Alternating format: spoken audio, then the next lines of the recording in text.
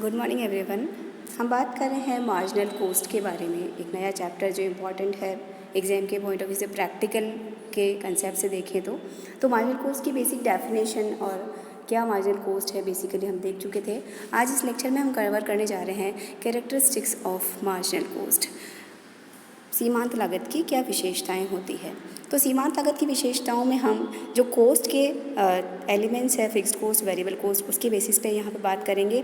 तो सबसे पहले बात करते हैं नेचर ऑफ फिक्स्ड कॉस्ट की क्या रहती है। जब मार्जिनल कॉस्ट के बारे में बात करते हैं तो फिक्स्ड कॉस्ट जो होता है वो टोटल जो हमारा प्रोडक्शन का इंक्रीज या डिक्रीज से उस पर कोई फ़र्क नहीं पड़ता है, यानी टोटल फिक्स्ड कॉस्ट एक सर्टन लेवल तक सेम रहती है। तो इसको अगर पर यूनिट की बात करें तो जैसे जैसे प्रोडक्शन में इंक्रीज होता चला जाता है वैसे जैसे फिक्स्ड कॉस्ट हमारी कम होती चली जाएगी मार्जिनल कॉस्ट में। ये हमारी विशेषता होती है जब हम इस कंसेप्ट को स्टडी करते हैं। तो दूसरा पॉइंट लेंगे नेचर ऑफ वेरिएबल कॉस्ट क्या है। तो जो वेरिएबल कॉस्ट है वो अपोजिट टू फिक्स्ड कॉस्ट वाली बात हो गई कि फिक्स्ड कॉस्ट में टोटल सेम रहता है, पर यूनिट कम होता है, जबकि वेरिएबल कॉस्ट में क्या बोल देंगे, याद करने के लिए क्लियरली कर सकते हैं कि variable cost per unit same रहती है और प्रपोर्शनेट टू प्रोडक्शन होती है। यानी अगर प्रोडक्शन ज़्यादा करेंगे तो वेरिएबल कॉस्ट टोटल अमाउंट में ज़्यादा निकल के आएगा, प्रोडक्शन ज़ीरो करेंगे तो कोई भी वेरिएबल कॉस्ट हमारी बिल्कुल भी नहीं होगी। तो फिक्स्ड कॉस्ट और वेरिएबल कॉस्ट को मिलाकर ही हमारा टोटल कॉस्ट बनता है। तो जब टोटल कॉस्ट की प्रकृति की बात करते हैं तो टोटल कॉस्ट जो है वो प्रोडक्शन के बढ़ने के साथ साथ बढ़ेगी तो सही, लेकिन पर यूनिट कम होगा क्योंकि उस पर इफेक्ट आएगा फिक्स्ड कॉस्ट का। फिक्स्ड कॉस्ट क्योंकि सेम है, पर यूनिट कम होती चली जाती है तो उसका इफेक्ट टोटल कॉस्ट पे भी आता है कि ओवरऑल फिक्स्ड कॉस्ट अमाउंट में तो इंक्रीज होती चली जाएगी लेकिन पर यूनिट कम होती चली जाती है। नेक्स्ट बात हम करते हैं कैरेक्टरिस्टिक्स ऑफ मार्जिनल कॉस्ट में, तो वो आता है कि एडिशनल प्रोडक्शन की लागत क्या होगी। तो जितना भी हमारा एडिशनल प्रोडक्शन करेंगे हम मार्जिनल कॉस्ट में ये विशेषता मान के चलते हैं कि एडिशनल कॉस्ट की जो लागत होती है वो नॉर्मली वेरिएबल कॉस्ट रहती है, इसलिए मार्जिनल कॉस्ट को कई बार वेरिएबल कॉस्ट भी कह दिया जाता है, राइट। उसके बाद नेक्स्ट दो बातें और भी है कि जब हम सीमांत लागत में बात करते हैं तो यहाँ पर हम डिस्टिंक्शन करते हैं प्रोडक्ट कॉस्ट में और पीरियड कॉस्ट में, यानी ऐसी लागतें जिनका उत्पादन की मात्रा के अनुपात में घटते बढ़ती रहती है वो प्रोडक्शन कॉस्ट होती है और जिसका रिलेशन टाइम से होता है वो पीरियड कॉस्ट होती है। तो नॉर्मली हम ये मान के चलते हैं कि जो प्रोडक्ट कॉस्ट है वो वेरिएबल कॉस्ट होगी और जो पीरियड कॉस्ट होगी वो हमारी फिक्स्ड कॉस्ट होगी। ये पॉइंट हमें ध्यान रखना होगा कि जो रिलेशन है प्रोडक्ट और पीरियड कॉस्ट का, तो पीरियड कॉस्ट को नॉर्मली फिक्स्ड कॉस्ट मान लेंगे और जो प्रोडक्ट कॉस्ट है वो वेरिएबल कॉस्ट होगी जिसका हम यूज़ करेंगे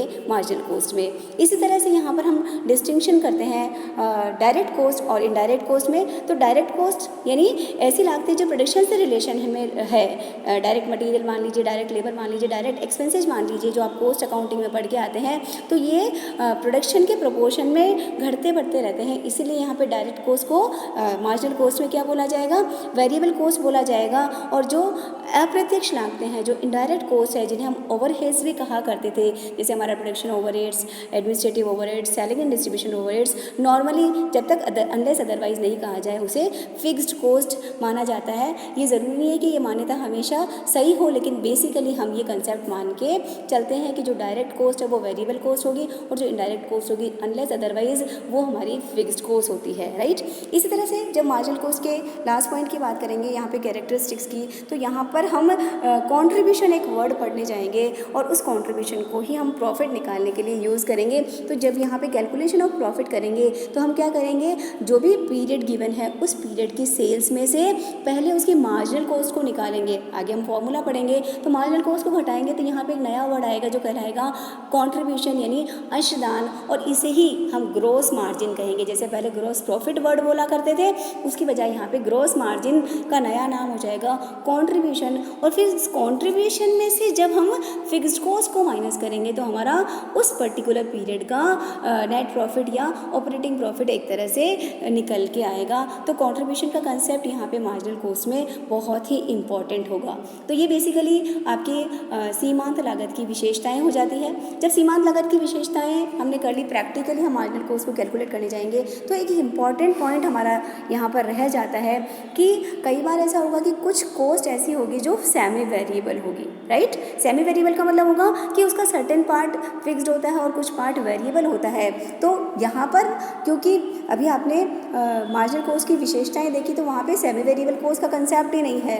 तो ऐसे में अगर क्वेश्चन में हमारे पास सेमी वेरिएबल कॉस्ट है तो हमें क्या करना पड़ेगा, उसको सेग्रीगेट करना पड़ेगा, क्योंकि हम सेमी वेरिएबल के बेसिस पे मार्जिनल कॉस्ट नहीं निकाल सकते हैं। तो सेमी वेरिएबल कॉस्ट को हमें दो पार्ट बनाने पड़ेंगे, इसमें से फिक्स्ड पार्ट कितना है और वेरिएबल का पार्ट कितना है। तो वेरिएबल पार्ट निकालने के लिए पहले हम फॉर्मूला यूज़ करेंगे, और फॉर्मूला जब हम यूज़ करेंगे तो वेरिएबल कॉस्ट जो निकलेगी वो पर यूनिट निकलेगी। पर यूनिट वेरिएबल कॉस्ट को निकालने के लिए हम फॉर्मूला यूज़ करेंगे। आपको 2 लेवल दे रखे होंगे प्रोडक्शन के, 2 से ज़्यादा भी दे सकते हैं। तो उसके लिए फॉर्मूला है, लिखा हुआ है difference of cost at the 2 different levels. 2 level आपको दे रखे होंगे, उन लेवल्स पे कॉस्ट में कितना अंतर आया है और उन दोनों लेवल पे प्रोडक्शन में या क्वांटिटी में कितना अंतर आया था उससे डिवाइड कर दीजिएगा। तो ये हमारी वेरिएबल कॉस्ट पर यूनिट आ जाएगी। इस वेरिएबल कॉस्ट पर यूनिट के बेसिस पे हम टोटल वेरिएबल कॉस्ट निकालेंगे, और टोटल कॉस्ट में से वेरिएबल कॉस्ट को अगर हम माइनस कर देते तो हमारा क्या बच जाएगा, रिमेनिंग जो होगा, रिमाइंडर जो होगा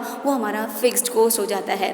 तो ये जो segregation of semi variable cost है, ये बेसिकली वैसे आप कॉस्ट अकाउंटिंग में भी पढ़ के आते हैं। जब हम ओवरहेड्स वाला चैप्टर पढ़ते हैं तो वहाँ पे ये कंसेप्ट पूरा का पूरा पढ़ लिया था, लेकिन क्योंकि ये इंपॉर्टेंट है, कई बार आपको कुछ पार्ट कॉस्ट की डिटेल ऐसी दे रखी होगी जहाँ पे सर्टेन लेवल तक वो फिक्स होगा, उसके बाद वो इंक्रीज हो जाता है। जैसे मैनेजरियल कमीशन के लिए कह दे आपको, या सेल्समैन के कमीशन के लिए कह दे कि हमें 5000 रुपीज़ पर मंथ तो देते ही हैं, इसके अलावा उसको पर यूनिट सेल पे इतना रुपया और दिया जाता है। तो ऐसे में अगर ये डिटेल आपको दी जाती है तो पहले ये फॉर्मूले के बेसिस पे हमें सेमी वेरिएबल कॉस्ट का सेग्रीगेशन करना पड़ेगा, किसमें, फिक्स्ड पार्ट में और वेरिएबल पार्ट में। तो नेक्स्ट लेक्चर में हम थोड़ा सा इस पॉइंट को प्रैक्टिकली कवर करने की कोशिश करेंगे कि सेमी वेरिएबल कॉस्ट का विभाजन स्थिर लागत में और वेरिएबल कॉस्ट में किस तरीके से किया जाता है। Thank you so much.